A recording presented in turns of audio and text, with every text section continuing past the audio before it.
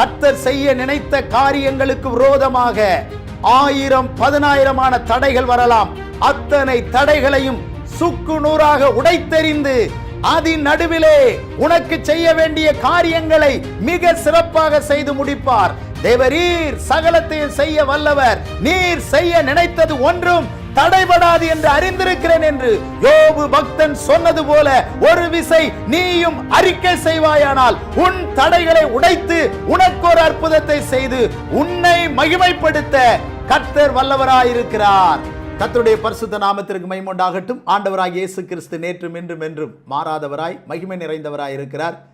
அவருக்கே சகல மகிமையும் கனமும் துதியும் உண்டாகட்டும். எங்களோடு இணைந்து இந்த ஜெபத்திலே பங்கெடுத்துக் கொண்டிருக்கிற உங்கள் ஒவ்வொருவரையும் கர்த்தரும் இரட்சகருமாகிய இயேசு கிறிஸ்துவின் விலையேறப்பெற்ற நாமத்தில் வாழ்த்துகிறேன், வரவேற்கிறேன். இப்பொழுது நாம் ஆண்டவருடைய வார்த்தையை சிந்தித்து முன் செல்லுவோம். கர்த்தர் நமக்கு கிருபை தந்து நம்மை ஆசீர்வதிப்பாராக.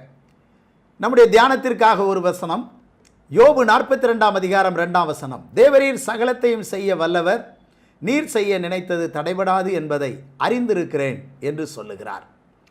யோபுடைய வாழ்க்கை பல பாடுகள் துன்பங்களின் வழியாய் கடந்து சென்றார். அவர் ஆண்டவரை பற்றி கற்றுக்கொண்டது, அறிந்து கொண்டது என்னவென்று சொன்னால், சகலத்தையும் செய்ய அவர் வல்லவர். அவர் என்ன நினைத்திருக்கிறாரோ செய்ய வேண்டும் என்று, அதை தடுக்க எவராலும் முடியாது என்பதை யோபு நன்றாக அறிந்து வைத்திருக்கின்றார். பிரியமானவர்களே, நாமும் இன்றைக்கு நம்முடைய தேவனை நன்றாக அறிந்து வைத்து கொள்ள வேண்டியது அவசியமாக இருக்கிறது, மிகவும் முக்கியமானதாகவும் இருக்கின்றது. அவரை அறிகிற அறிவிலே நாம் வளர்வது தான் நமக்கு பெரிய சந்தோஷம், மகிழ்ச்சி. கர்த்தர் அப்படிப்பட்ட நல்ல கிருபைகளை நமக்கும் தந்து நம்மை நடத்துவாராக. இந்த வார்த்தைக்கு ஒரு தலைப்பை நாம் கொடுக்க வேண்டும் என்றால், கர்த்தர் செய்ய நினைத்தது தடைபடாது. ஏன் என்று சொன்னால், தேவன் நினைக்கிற காரியங்கள் ஏன் தடைபடுவதில்லை? ஆதியாகமம் 1 அதிகாரம் 26 வசனம் இப்படி சொல்லுகின்றது, பின்பு தேவன் நமது சாயலாகவும் நமது ரூபத்தின்படியும் மனுஷனை உண்டாக்குவோமாக, அவர்கள் சமுத்திரத்தின் மச்சங்களையும் ஆகாயத்து பறவைகளையும் மிருக ஜீவன்களையும் பூமி அனைத்தையும் பூமியின் மேல் ஊறும் சகல பிராணிகளையும் ஆளக்கடவர்கள் என்றார். பிரியமானவர்களே, ஆதியிலே சகலத்தையும் நினைத்து செய்தவர் நம்முடைய தேவன். ஆகையால் அவர் செய்ய நினைக்கிறது எதுவும் தடைபடாது. பாருங்கள், வேதம் அழகாய் சொல்லுகிறது, நமது சாயலாகவும் நமது ரூபத்தின்படியும் மனுஷனை உண்டாக்குவோமாக என்று அவர் நினைத்தார், அவர் சிந்தித்தார். அவர் மனிதனை தமது ரூபத்தின்படியும் தமது சாயலின்படியும் உருவாக்கி அவனுக்கு மாபெரும் பொறுப்புகளை எல்லாம் கொடுத்து அவனை இந்த பூமியில் பெருந்தன்மையாக மேன்மையாக வைக்க வேண்டும் என்று நினைத்த தேவன், இப்படி நினைத்த நினைவுகளை செயல்படுத்துவதற்கு எதுவும் தடைபடாமல் சிறப்பாய், எதுவும் தடுக்க முடியாமல் மகிமையாய் செய்து முடித்தார். அப்படியே அதை நல்ல செயலுக்கும் கொண்டு வந்தார். நம்முடைய தேவன் அவர் யோசிக்கிறவர், சிந்திக்கிறவர். அவர் யோசனை, அவருடைய சிந்தனை, அவருடைய நினைவு, அந்த நினைவை அப்படியே செயல்படுத்தி பார்க்கிறவர். அதை தடுப்பதற்கு இந்த உலகத்தில் யாரும் இல்லை. எந்த மனிதனாலும் தடுக்க முடியாது. எந்த பிசாசினாலும் பொல்லாத சத்ருவினாலும் அதை கெடுக்க முடியாது. எந்த வல்லரசோ எந்த தேசத்தின் தலைவர்களோ அவர் செய்ய நினைத்ததை தடுக்கவே முடியாது. அவரை பற்றி தானியேல் இப்படி சொல்லுகின்றான், 4 அதிகாரம் 35 வசனத்தில், பூமியின் குடிகள் எல்லாம் ஒன்றுமில்லை என்று எண்ணப்படுகிறார்கள். அவர் தமது சித்தத்தின்படியே வானத்தின் சேனையையும் பூமியின் குடிகளையும் நடத்துகிறார். அவருடைய கையை தடுத்து அவரை நோக்கி என்ன செய்கிறீர் என்று சொல்லத்தக்கவன் ஒருவனும் இல்லை என்று சொல்லுகின்றார். மனிதர்கள் அவரால் படைக்கப்பட்டவர்கள். மனிதர்களை மண்ணென்று நினைவு கூறுகிறார். இந்த மனிதர்கள் ஒன்றுமே இல்லை அவருடைய பார்வையிலே. அவர் தமது சித்தத்தின்படி வானத்தின் சேனைகள் பூமியின் குடிகளை எல்லாம் அழகாக நடத்தி கொண்டே இருக்கிறார். அவருடைய கையை தடுத்து அவரை நோக்கி என்ன செய்கிறீர் என்று சொல்லத்தக்கவன் ஒருவனுமே இல்லை. அப்படியானால் நம்முடைய தேவன் எவ்வளவு வல்லமை உள்ளவர், எவ்வளவு பராக்கிரமம் உள்ளவர், அவர் செயலில் மகத்துவமானவர். அவர் நினைத்தால், வாயினால் அறிக்கையிட்டால், திட்டமிட்டால் அதை செய்தே முடிப்பார். ஏனென்று சொன்னால் ஏசாயா 43:13 இப்படி ஒரு வசனம் சொல்லுகிறது, நாள் உண்டாகாததற்கு முன்னமே நான் இருக்கிறேன், நான் செய்ய போகிறதை தடுப்பவன் யார் என்று சொல்லுகிறார். பிரியமானவர்களே, தேவன் உங்களுக்காக ஒன்றை செய்ய நினைக்கும் பொழுது, உங்கள் குடும்பத்திற்காக ஒன்றை செய்ய நினைத்திருக்கும் போது, உங்கள் ஊழியத்திலே ஒரு காரியத்தை செய்ய நினைத்திருக்கும் போது, உங்கள் குடும்பத்தில், உங்கள் பிள்ளைகள் வாழ்வில், உங்கள் கணவன் வாழ்வில், உங்கள் மனைவியின் வாழ்வில், உங்கள் பெற்றோர் வாழ்வில் ஒன்றை செய்ய அவர் நினைத்திருக்கும் போது, அந்த செயலை தடுப்பதற்கு எந்த மனிதனாலும் எந்த தீய சக்தியினாலும் முடியாது. நீங்கள் தைரியமாய் சொல்லலாம், கர்த்தர் எனக்காக யாவையும் செய்து முடிப்பார், கர்த்தர் எனக்காக எல்லாவற்றையும் செய்வார், அவர் பராக்கிரமசாலி, அவர் சொல்ல ஆகும், அவர் கட்டளையிட நிற்கும் என்று நீங்கள் தைரியமாய் அறிக்கை செய்யலாம். உங்கள் அறிக்கையை தேவன் கனப்படுத்தி, அப்படியே தேவன் அந்த அறிக்கையின்படி நன்மையானவைகளை, அற்புதங்களை செய்து அவர் நடத்துகிற தேவனாய் இருக்கின்றார். அப்படியானால் அவர் நினைத்தால் கட்டாயம் செய்து முடிப்பார். அவர் நினைக்க வேண்டும். அவர் ஆரோனின் குடும்பத்தை நினைக்கிறார், இஸ்ரவேல் குடும்பத்தை நினைக்கிறார்.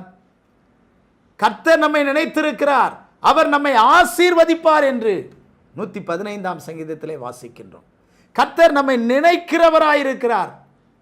தாய் தன் பாலகனை மறந்தாலும் நான் உன்னை மறப்பதில்லை என்று சொன்னவர்.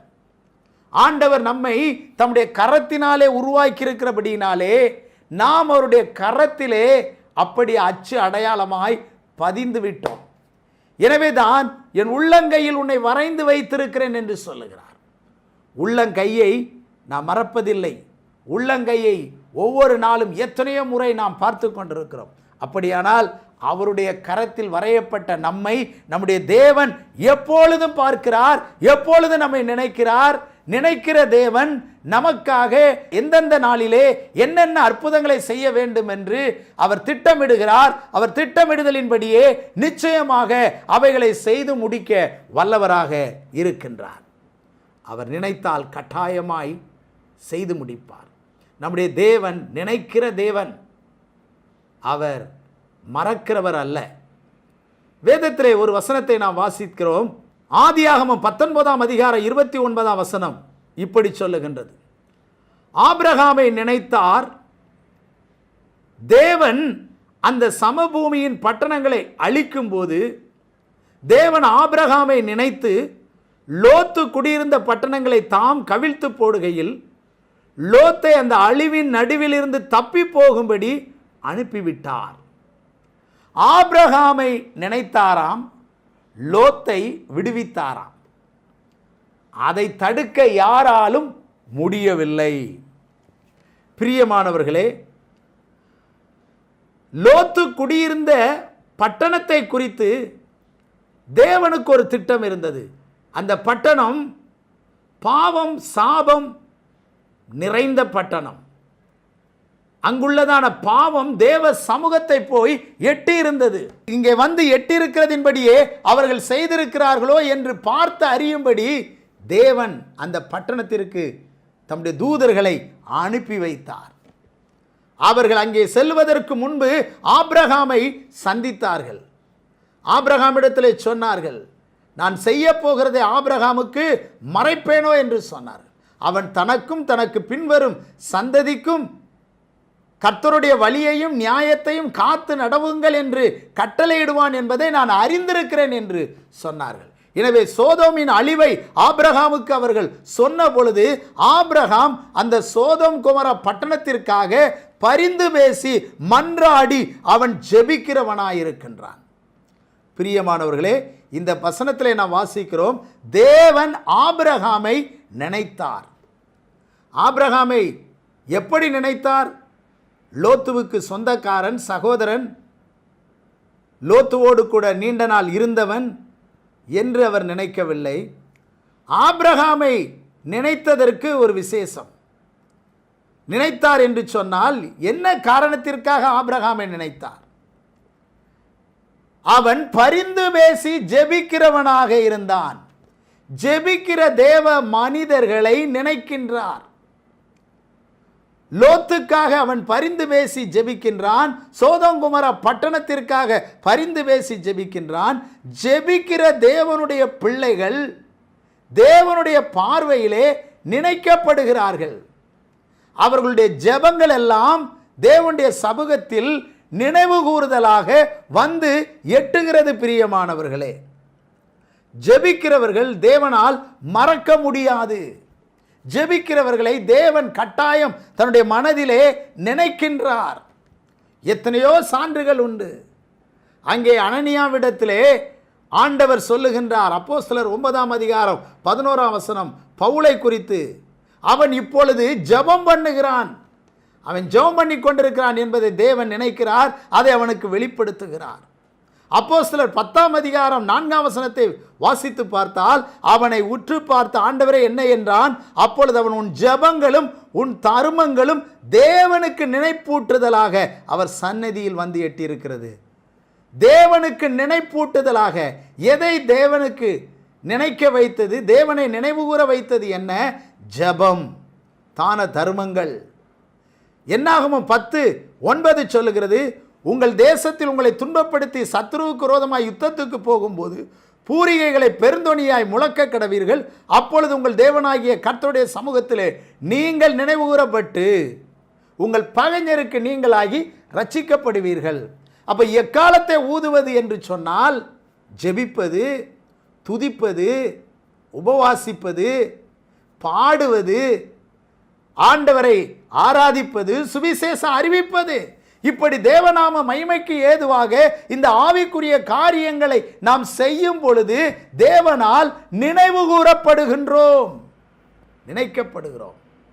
ஜெபிக்கிறவர்கள் தேவனால் நினைக்கப்படுகிறவர்கள். இன்றைக்கு என்னென்ன காரியங்களுக்காக நீங்கள் ஜெபித்துக் கொண்டிருக்கிறீர்களோ அந்த காரியங்கள் எல்லாம் தேவனுடைய சமூகத்தில் நினைக்கப்படுகிறது. தேவனுடைய சமூகத்தில் அவைகள் எட்டுகிறது. தேவன் அதை குறித்து கரிசனை உள்ளவராய், தேவன் அதை குறித்து சிந்தனை உள்ளவராய், நோக்கம் உள்ளவராய் இருக்கிறார். ஜெபிக்கிறவர்கள் விசேஷமானவர்கள். ஜெபிக்கிறவர்களை யார் நினைக்கிறார்களோ நினைக்கலையோ அதை பற்றி பிரச்சனையே இல்லை. ஆனால் தேவாதி தேவன், அருமை இரட்சகர் ஆண்டவராகிய இயேசு கிறிஸ்து நினைக்கிறவராக இருக்கின்றார். ஆண்டவர் பேழைக்குள்ளே நோவா கூப்பிட்டு கொண்டிருந்ததான ஜெபங்கள், விண்ணப்பித்து கொண்டிருந்த விண்ணப்பங்களை எல்லாம் அவர் நினைத்தார். நோவாவையும் அந்த பேழைக்குள் இருந்த மிருக ஜீவன்களையும் கர்த்தர் நினைத்தார் என்று சொல்லப்பட்டிருக்கிறது. அப்ப ஜெபிக்கின்ற நீங்கள் தேவனால் நினைக்கப்படுகிறவர்கள், நினைவு கூறப்படுகிறவர்கள். இப்பொழுது ஜெபித்து விட்டான் ஆபிரகாம். ஆபிரகாமை நினைத்து அந்த சோதோம் கொமோரா பட்டணம் முழுவதும் பாவத்தால் சாபத்தால் இருக்கிறது. அது நிமித்தம் அந்த பட்டணம் அழிக்கப்பட போகிறது. அந்த அழிவுக்குள்ளே லோத்து என்றதான தேவ மனிதன், நீதிமான் அகப்பட்டு விடக்கூடாது. அவனை பாதுகாப்பாக பத்திரமாக விடுவிக்க வேண்டும். அவனை மேன்மையாக வைக்க வேண்டும். அவனை கனப்படுத்த வேண்டும். அவனை உயர்த்த வேண்டும். அவன் மேலே தயவு வைக்க வேண்டும்.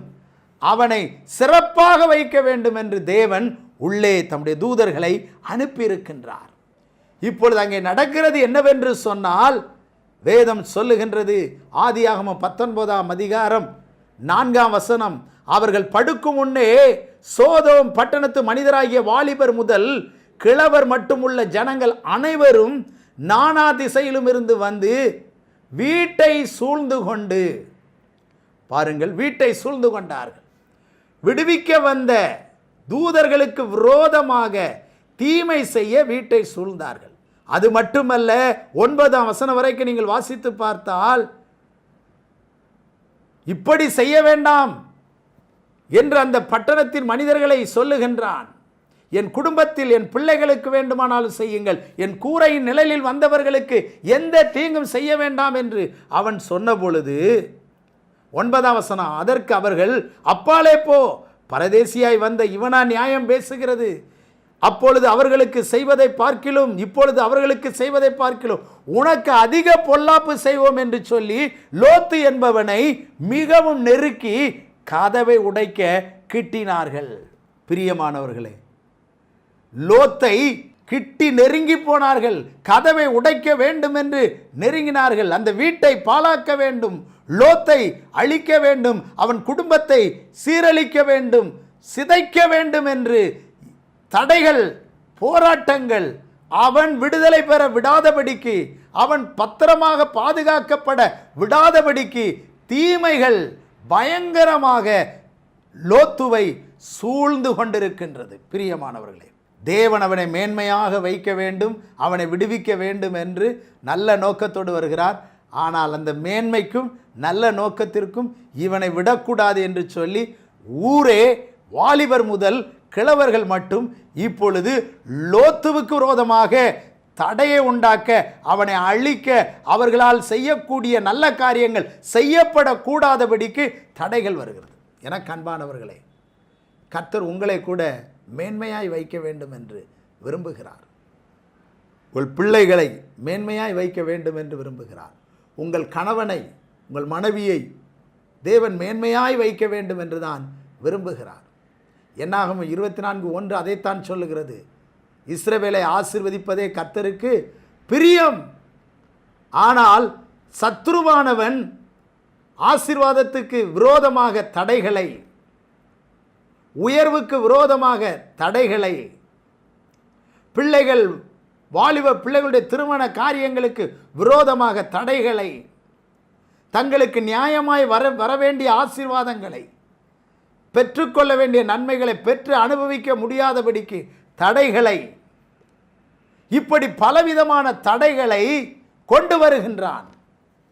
ஆனால் தேவன் உங்களை ஆசீர்வதிக்கவும் உயர்த்தவும் மேன்மைப்படுத்தவும், உங்கள் பிள்ளைகளை வாழ்வை கட்டி எழுப்பவும், உங்களுக்கு காலாகாலத்தில் தந்து உங்களை மேன்மைப்படுத்தி வைக்க வேண்டிய ஆசீர்வாதங்களை தருவதற்கு அவர் நினைத்து விட்டார் என்று சொன்னால் அதை தடுக்க எந்த கொம்பனாலும் முடியாது, எந்த சத்துருவாலும் முடியாது.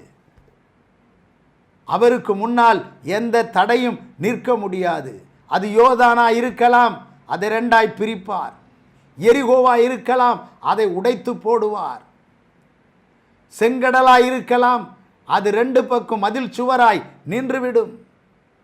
கர்த்தர் தடைகளை உடைப்பதில் வல்லவர், அவரை போல வேறு எவரும் இல்லை. பிரியமானவர்களே, அப்போ ஒரு மனிதனின் மேன்மைக்கு விரோதமாக, பாதுகாப்புக்கு விரோதமாக எத்தனையோ தடைகள் சூழ்ந்திருக்கிறது. அங்கே நாம் பார்க்கும் பொழுது வாலிபர்கள் சூழ்ந்தார்கள். வாலிபர்கள் என்று சொல்லும் பொழுது ஒரு பலமுள்ள தடையை காண்பிக்கிறது. வாலிபர்கள் பராக்கிரமசாலிகள், அவர்கள் ஆக்ரோஷம் உள்ளவர்கள், அவர்கள் எதையும் செய்யக்கூடியவர்கள். அவ்வளவு பயங்கரமாக தடைகள். இப்படிப்பட்ட தடைகள் கூட உங்களுக்கு விரோதமாக இருக்கலாம். இப்படி இந்த தடை பயங்கரமாக இருக்கிறதே, எப்படி நான் தாண்டி செல்ல முடியும்? வியாதிகள் என்னை தடுத்து கொண்டிருக்கிறது, மற்றும் கடன் தொல்லைகள் எனக்கு ஒரு தடையாக இருக்கிறது. வாழ்க்கையிலே மனிதர்கள் என்னை பரியாசம் பண்ணுவதும் கேலி பண்ணுவதும் ஒரு தடையாக இருக்கிறது என்று சொல்லி நீங்கள் சோர்ந்து போகலாம். வலுவான தடைகளை குறித்து 2வது பார்க்கிறோம். கிழவர்கள் அந்த வீட்டை சூழ்ந்து கொண்டார்கள். அவர்கள் பலவீனர்கள் தான், ஆனாலும் அவர்களும் யோபுடைய விடுதலையை, யோபு பிள்ளைகளுடைய விடுதலையை, அவனுடைய பாதுகாப்பை விரும்பாதபடிக்கு அவனுடைய வீட்டை சூழ்ந்து கதவை உடைக்க, தங்களுடைய வல்லமையை கொண்டு அவனை அழிக்க நெருங்குகிறார்கள். இப்படி தடைகள் நீங்கள் முன்னே போக விடாதபடிக்கு, தடைகள் உங்களை பயமுறுத்தி கொண்டும், தடைகள் உங்களை அச்சுறுத்தி கொண்டும், தடைகள் உங்களை கதி கலங்க பண்ணி கொண்டிருக்கலாம். பயப்படண்டாம். மூன்றாவது பார்க்கிறோம், நானாவித திசையிலிருந்து வந்தாங்களாம். 4 பக்கம் தடைகள். இஸ்ரவேல் மக்களுடைய வாழ்க்கையில் இப்படிதான் பல தடைகளை பார்க்கின்றோம். முன்னாலே செங்கடல், பின்னாலே பார்வோன் சேனை, 2 பக்கத்திலும் மலைகள், எங்கே போவது என்று தெரியவில்லை. ஆனாலும் கர்த்தர் அந்த செங்கடலை 2ஆய் பிரித்து புதிய வழியை தேவன் அவர்களுக்காக உருவாக்கி அற்புதமாய் விடுவித்தார் என்று சொன்னால், அந்த தடைகளை மாற்றுகிற தேவன் 4 திசையிலிருந்து தடைகள் வந்தாலும் அதிசயமாய் ஒரு வழியை திறக்க வல்லவர். பிரியமானவர்களே, யாக்கோபுக்கு 4 பகுதியிலும் தடைகள் இருந்தது. அன்பு காட்ட வேண்டிய அம்மா அவனை நீ போய்விடு என்று சொல்லுகிறார்கள். ஆதரவாய் இருக்க வேண்டிய அப்பா அவனை சற்று காலம் நீ விலகிப்போ என்று சொல்லுகிறார்கள். உதவியாய் இருக்க வேண்டிய அண்ணன், என் தகப்பனாருக்கு துக்கம் கொண்டாட நாள் வரும், அன்றைக்கு நான் பார்த்து கொள்கிறேன் என்று 3வது பக்கத்தில் அவன் தடையாய் இருக்கிறான். 4வது அவன் புறப்பட்டு போகிற திசையிலே காரியம் எப்படி அனுகூலமாக இருக்குமோ எனக்கு தெரியவில்லையே என்று சொல்லி, அங்கே வழி திறந்திருக்குமா, தடை இருக்குமா என்று சொல்லி யோசித்து ஒரு கல்லை தலையின் கீழே வைத்து படுத்திருக்கும் பொழுது 4 பக்கமும் தடைகள் தான். ஆனால் வானத்திலே ஒரு வாசல் திறக்கப்பட்டது. அங்கே அனுகூலமான கதவு அவனுக்கு திறந்திருந்தது. ஒரு பெரிய ஏணி வைக்கப்பட்டிருந்தது. நீ படுத்து கிடக்கிற இந்த பூமியை உனக்கு தருவேன், உன்னை பெரிய ஜனக்கூட்டமாய் நான் வைப்பேன், இந்த தகப்பன் தேசத்துக்கு உன்னை திரும்பி வரப்பண்ணுவேன், உன்னை திரளான ஜாதிகளுக்கு தகப்பனாய் மாற்றுவேன் என்று அவனுக்கு நல்ல வாக்குத்தத்தங்களை கொடுத்து தடைகளெல்லாம் மாறும் என்று அவனை தைரியப்படுத்தின தேவன். பிரியமானவர்களே, 4 பக்கம் தடைகள் இருந்தாலும் தடைகளை எல்லாம் மாற்றுகிற தேவன். அது மட்டுமல்ல, கூட்டமாய் சூழ்ந்து கொண்டார்கள். சங்கீதக்காரன் 118 சொல்லுகிறார்கள், சத்துருக்கள் தேனீக்களைப் போல என்னை சூழ்ந்து கொண்டார்கள், வளைந்து கொண்டார்கள். அவன் அறிக்கை செய்கிறான், முள்ளில் பற்றின நெருப்பை போல அணைந்து போவார்கள். இப்படி பல விதங்களிலே யோபு பக்தனை, அதாவது லோத்துவை விடுவித்து மேன்மையாய் வைக்க தேவன் நினைத்த பொழுது அந்த பட்டணத்தாரே அவனுக்கு தடையாய், நானா திசையிலிருந்தும் கிழவர் முதல் வாலிபர்கள் முதல் கிழவர்கள் வரைக்கும் பல தடைகள், பல போராட்டங்கள்.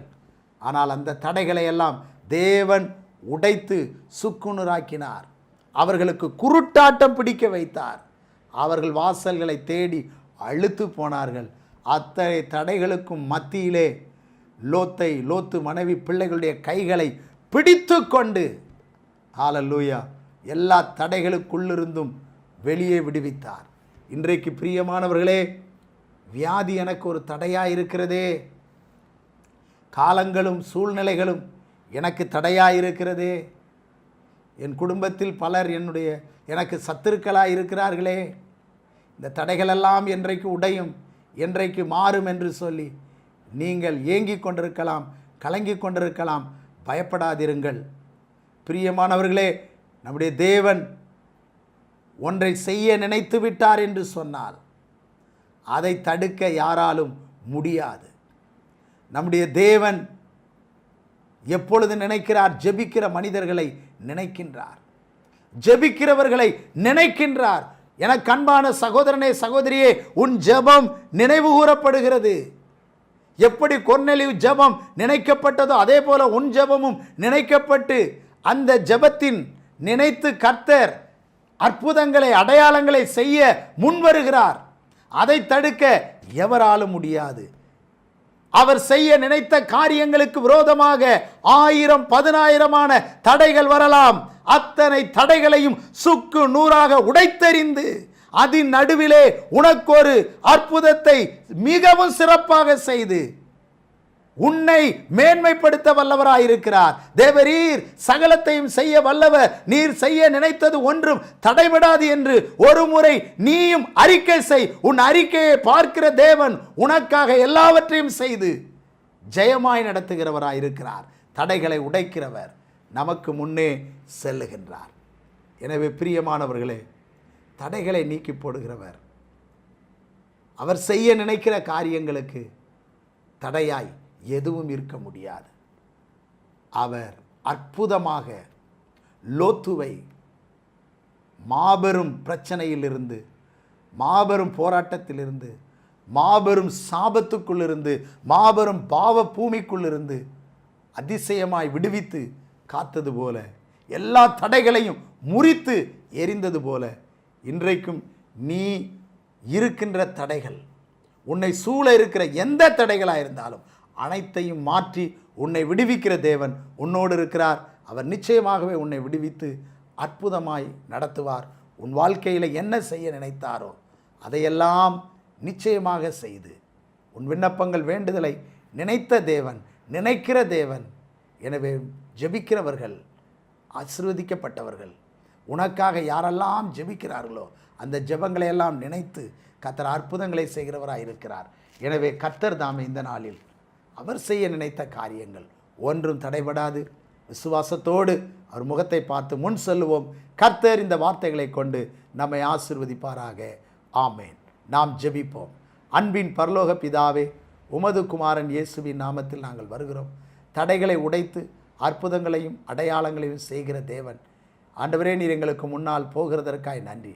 இந்த நாளில் என்னுடைய வாழ்க்கையிலே வியாதி தடையாயிருக்கிறதே, என்னுடைய வாழ்க்கையிலே சத்துரு தடையாயிருக்கிறானே, எத்தனையோ மனிதர்கள் எனக்கு தடையாயிருக்கிறார்களே, எத்தனையோ கால சூழ்நிலைகள் எனக்கு தடையாயிருக்கிறதே, நான் எப்பொழுது இந்த தடை எல்லாவற்றிலும் இருந்து விடுவிக்கப்பட்டு முன் செல்வேன் என்று ஏங்குகிற எதிர்பார்க்கிற பிள்ளைகளுக்கு கர்த்தர் தாமே அற்புதம் செய்வீராக. தேவரீர் சகலத்தையும் செய்ய வல்லவர். நீர் செய்ய நினைத்தது ஒன்றும் தடைபடாதப்பா. இன்றைக்கு ஜெபிக்கிறவர்களை நீர் நினைக்கிறீர். அந்த ஜெபத்தை நினைத்து அற்புதங்களை செய்கிறீர், தடைகளை மாற்றுகிறீர் என்று சிந்தித்தோம். ஆபிரகாமை நினைத்த தேவன், அவன் பரிந்து பேசுகிற ஜெபத்தை நினைத்த தேவன், யோபுவை, ஆண்டவரே, லோத்துவை அற்புதமாய் அதிசயமாய் விடுவித்தது போல, ஆண்டவரே, இன்றைக்கு ஜெபத்தின் மூலமாய் இந்த தேசத்தை விடுவிப்பீராக, ஜாதிகளை விடுவிப்பீராக. பரிசுத்தவான்களும் தேவ பிள்ளைகளும் பண்ணுகிற ஒவ்வொரு ஜெபங்களையும் நினைவுறுகிற தேவன் தேசத்துக்கும் ஜனங்களுக்கும் விடுதலை தந்து அற்புதம் செய்யும், நடத்தும். எல்லா மகிமையும் கனமும் துதியும் புகழும் உமக்கே செலுத்துகிறோம். மீட்பெரும் இரட்சகருமாகிய இயேசுவின் இன்ப நாமத்தில் வேண்டிக் கொள்கிறோம், ஜீவனுள்ள நல்ல பிதாவே. ஆமென்.